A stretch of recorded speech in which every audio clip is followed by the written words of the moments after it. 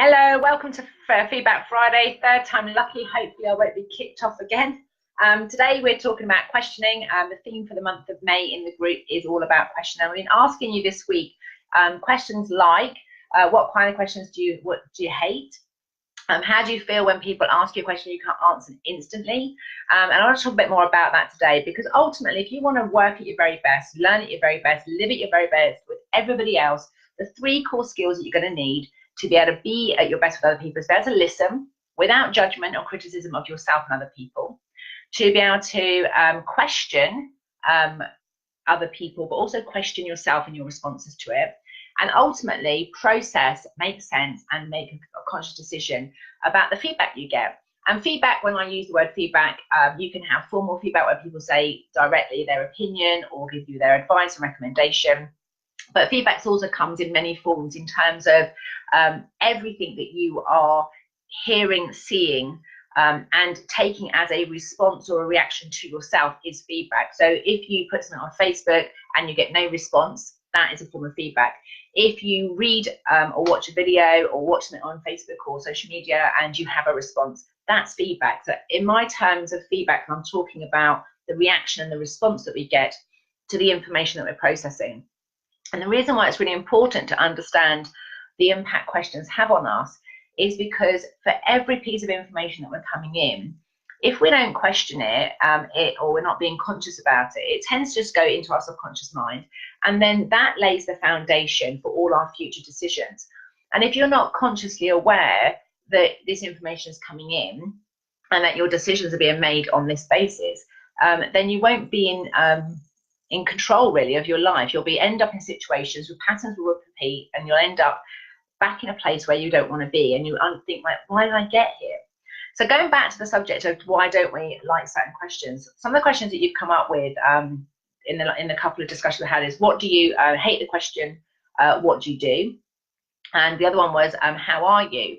Now I know that I'm going to tell you about my personal experience, and the people who have said that's a question they don't like, please share your comments below. I'd love you to engage with this.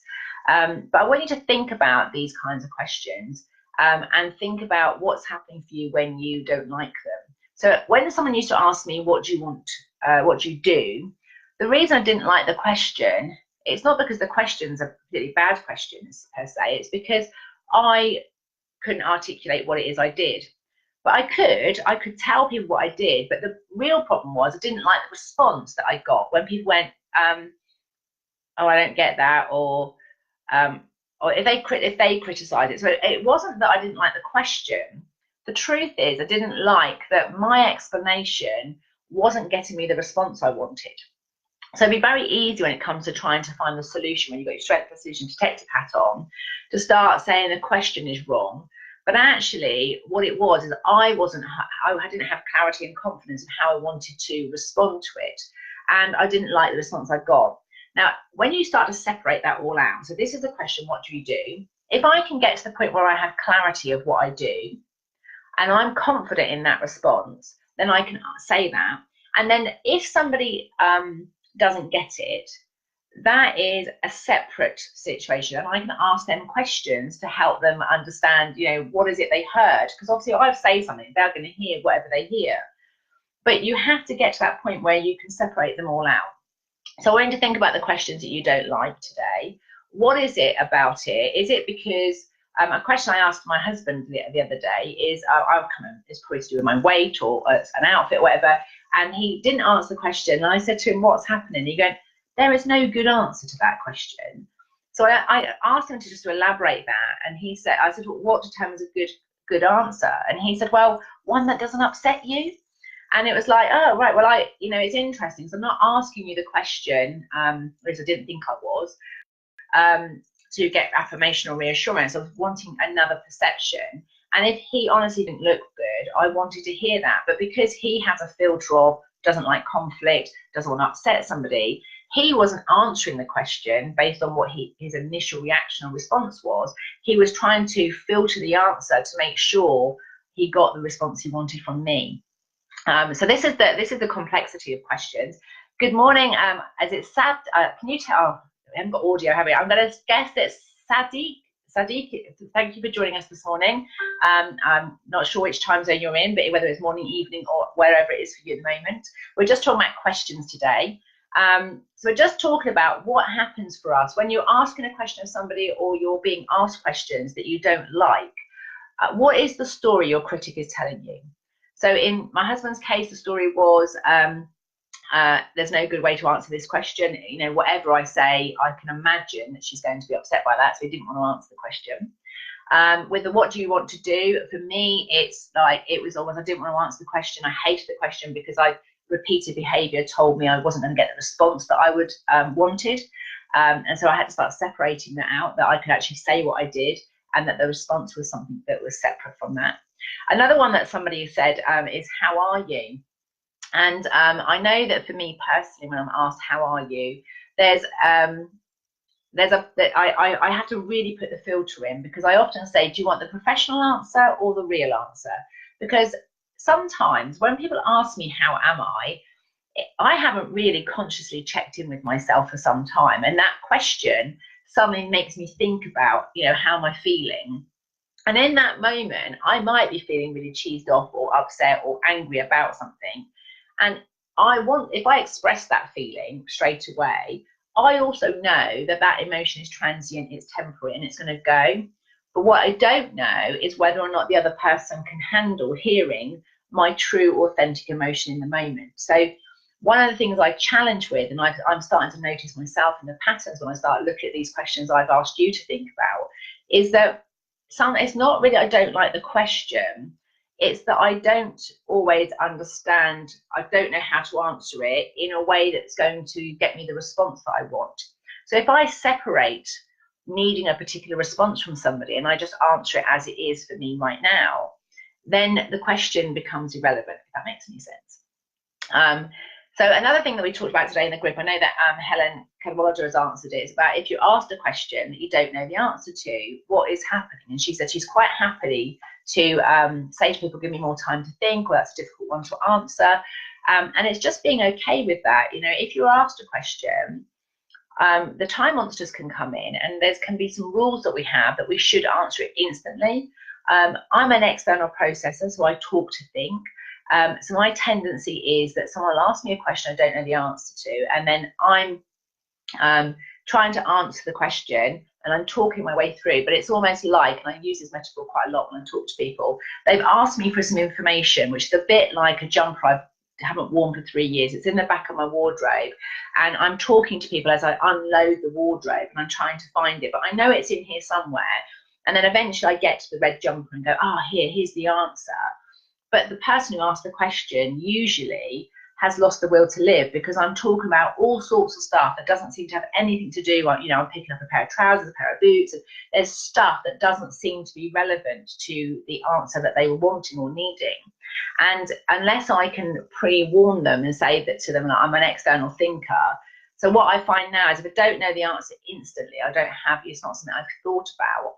I'm having to practice that behavior of saying either, give me some time to think about it and I'll come back to you, or I'm an external processor, can I just talk it out through with you? And I just want you to know that it's unlikely that the first thing I say is the answer. I'm just going to need to sort of do a bit of mental searching through my filing system, through my metaphorical wardrobe, to find the item and the answer that you're looking for.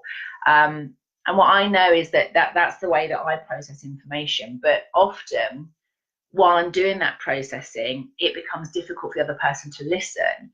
And it's their response that then inhibits me from being able to answer the question fully.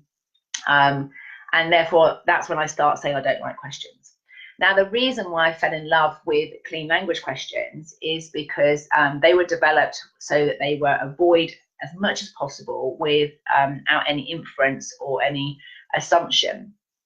And the truth is that when they're being asked, there still might be an inference or assumption by the person asking the questions. But because I believed they were asking me a question that they didn't know the answer to, and they thought that I did know the answer to, it taught me to trust my first response, and it gave me a space to be able to just answer a question without analysing it and without worrying about the response the other person's going to give me. So when I'm being facilitated by a clean language facilitator, I know in that space, I do not have to worry about the response of the other person, which is different when we're talking to our friends and family members. But you can ask your family and friends. You can set them up for success. You can say that this is the kind of listening I need. I need to talk through something with you, and I just need you to listen. So like, don't say anything, or I need you to ask some questions. And when I came across the listening skill, the clean language process, that's when, for the first time ever, I was in a position where I could be asked a question that I didn't instantly know the answer to. I could talk out whatever came. I'd be asked more questions without any judgment, without any opinion, without any inference, without any criticism, or even, there wasn't even like praise, because there was no assurance or affirmation. No one was reassuring me that what I was saying was right, and nobody was criticizing me that what I was saying was wrong. It was a very neutral response, which allowed me to go through my sorting without worrying about the impact it was having on somebody else. And that's when I've got the ability to get to know myself better. So, Sally, if you've got any questions about questioning, then please pop your comments below. I'll stay on for a minute or two to see if I get any answers from you. Thank you for joining me this morning. And I really want to keep this discussion going this week. I want you to start really thinking about and noticing when you're asked a question that you don't like, or that you feel uncomfortable with it. Just notice, what is the critic saying? What's the story that you're telling yourself? And is that story serving you? Secondly, is the time monster having a word with you? Is it sort of saying you're not answering quickly enough? I know there's lots of stories out there about, we pick up from school that, if you're really smart and intelligent, you can answer questions quickly. The truth is, it's to do with memory recall and whether you decide you want to do it. Some people have this gift of a photographic memory, but not many of us do. And so if it's things we haven't thought about recently, or we haven't filed it accordingly, we won't necessarily recall the information. So it's thinking about, if you've got rules that intelligence is, answering quickly means you're smart. I would argue that I tend to answer quickly, but I often don't make sense. That's not very smart. So there are rules out there that we've got around the speed that we should answer a question. And likewise, when you're asking people questions, maybe you have a judgment that if they don't answer quickly. I had somebody the other day who wanted an instant response, and it was really frustrating her because she wasn't getting a response straight away. And I said, the amount of times that I've had to work with clients, and I've asked them a question like, what would you like to have happen? And they don't know the answer straight away because they haven't ever thought about it before. And so we will spend 90 minutes sometimes facilitating and working through it and developing it.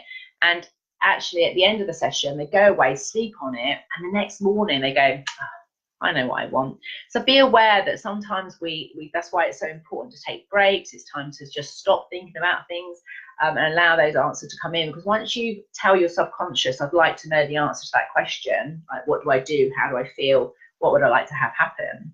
Then your subconscious mind can work on it in the background, often when you're doing something else. So what's your thoughts on why do we like certain questions and why do we hate other ones? What's the impact questions have on you? They're a vital part of learning about yourself. If you want to be heard, understood and valued in your community, you are going to have to hear and understand and value yourself. And invariably, we only get that holistic picture of ourselves, the holistic sense of ourselves, is when we talk to other people and we get their feedback. So we need to be able to ask questions of ourselves and other people. So I'd love to have your thoughts today. Please tell me if this video is, give me a heart if you found the video useful. Put a comment if you've got to take away a personal development task for yourself. Tell me what you're going to do differently or what you're going to be working on the questions. And if you really are finding the group really useful, then please invite your friends to the group. We all have to listen to lots of information over a working day. And it impacts our ability to make decisions. It impacts our ability to know ourselves well. And this is your space to develop those skills, to listen to yourself and others without judgment. Lots of love. Have a great weekend. Speak to you all soon.